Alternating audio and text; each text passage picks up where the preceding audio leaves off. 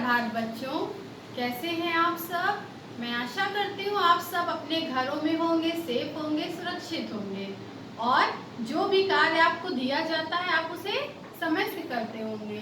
तो आज बच्चों, आज हमारा है हिंदी व्याकरण। हिंदी हिंदी व्याकरण और पाठ है 6। पाठ का नाम है लिंग। पाठ 6 लिंग। और सबसे पहले आप कॉपी खोलिए, दिनांक डालिए 15/5/2020 और पाठ का नाम डालिए 6 लिंग। ठीक है बच्चों, लिंग लिंग किसे कहते हैं?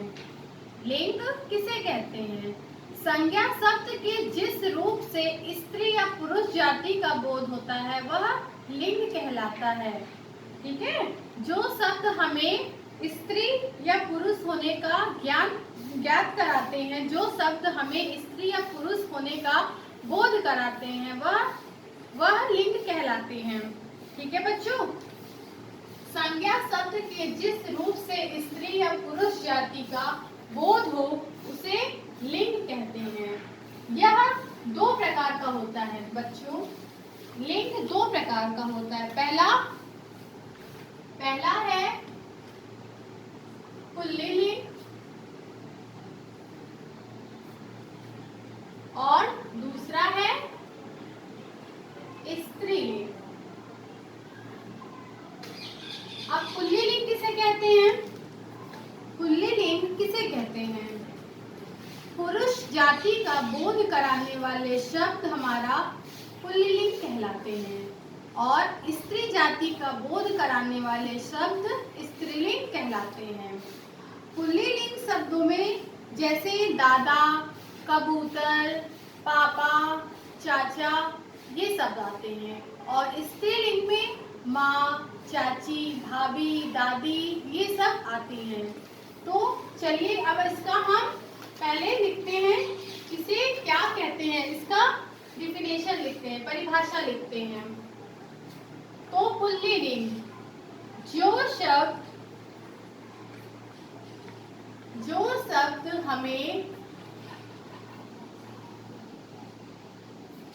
पुरुष होने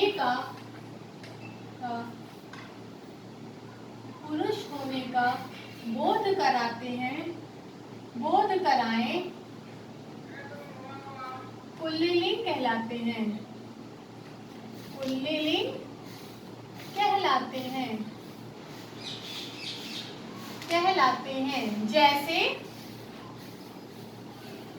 जैसे अभी मैंने आपको बताया ना, पिता, दादा, चाचा और अध्यापक,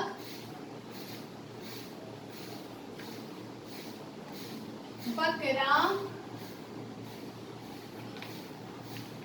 शेर, बैल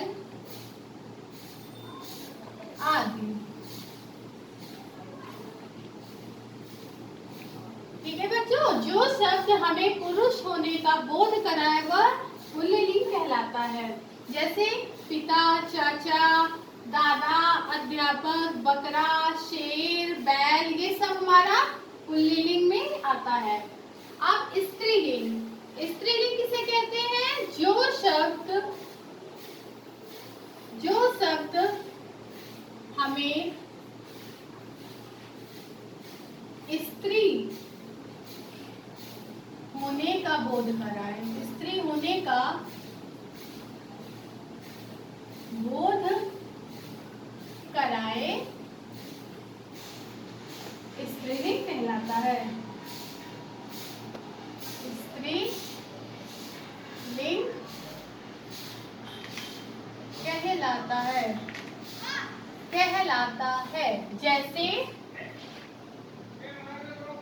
जैसे माँ,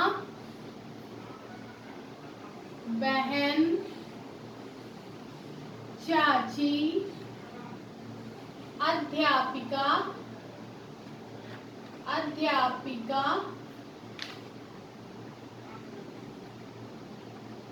और गाय, बकरी, शेरनी आदि।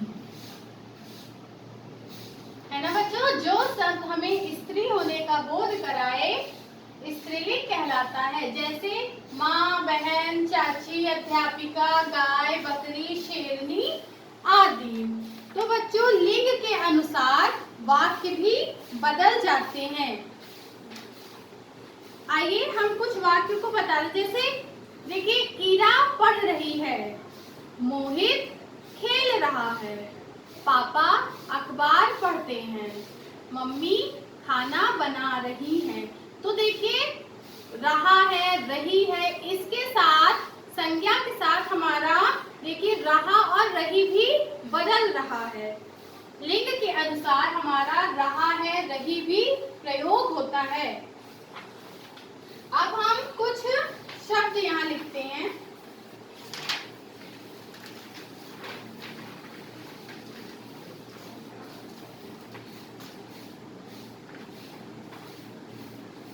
स्त्रीलिंग